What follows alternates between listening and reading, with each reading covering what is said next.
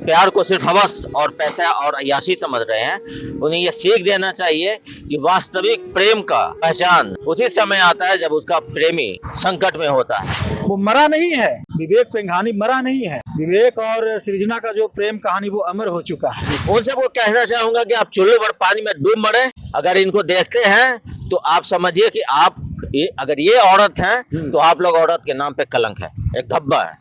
प्यार के नाम पे आप लोग व्यापार कर रही हैं। आप समझिए कि उन महिलाओं के मुंह पे जोरदार तमाचा है, आपके महिला होने के नाम पे कलंक है। ये बरसों बाद ये एक अमर प्रेम कहानी है और इस कलयुग में आपको दूसरा देखने को नहीं मिलेगा। आपको मैं ये बता रहा हूँ, मैं चैलेंज के साथ बता रहा हूँ।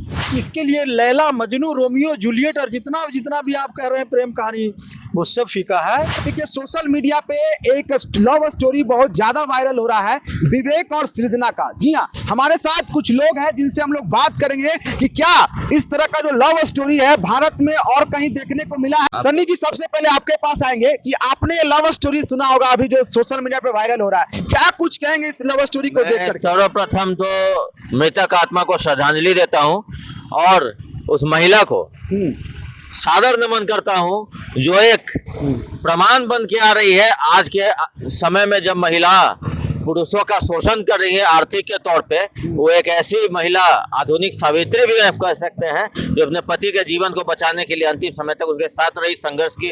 और ये एक अत्यंत दुखद अंत होता है, लेकिन ये अंत नहीं होता है। ये उनके अमर प्रेम की कहानी की शुरुआत है।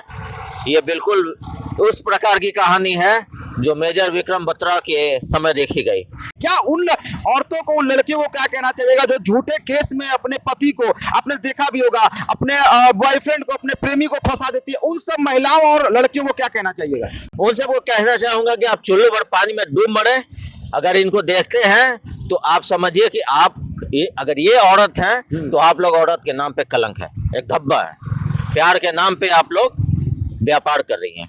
बरसों बाद इस तरह के जो एग्जाम्पल है वो हमारे समाज में, हमारे देश में, पूरी दुनिया में देखने को मिलता है। और जो सृजना और जो विवेक का जो प्रेम कहानी था, जो रिलेशन था, आप समझ लीजिए कि आप इस दुनिया में एक्सेप्ट ही नहीं कर सकते हैं।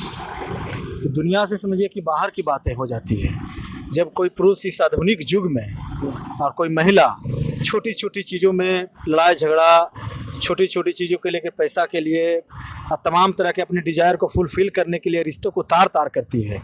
वहाँ पे इस तरह के एग्जाम्पल देखना, तो आप समझ लीजिए ना, ये बरसों बाद ये एक अमर प्रेम कहानी है और इस कलयुग में आपको दूसरा देखने को नहीं मिलेगा। आपको मैं ये बता रहा हूँ, मैं चैलेंज के साथ बता रहा हूँ। महिलाओं और लड़कियों को क्या कहना चाहिएगा जो अपने पति को, अपने प्रेमी को झूठे रेप केस में फंसा देना या फिर दहेज उत्पीड़न में फंसा देना, और एक ये जो है सृजना जो है, दोनों में आसमान जमीन का अंतर मुझे लग रहा है। अब देखिए, अंतर की इसमें है, अंतर है ही नहीं कहीं से।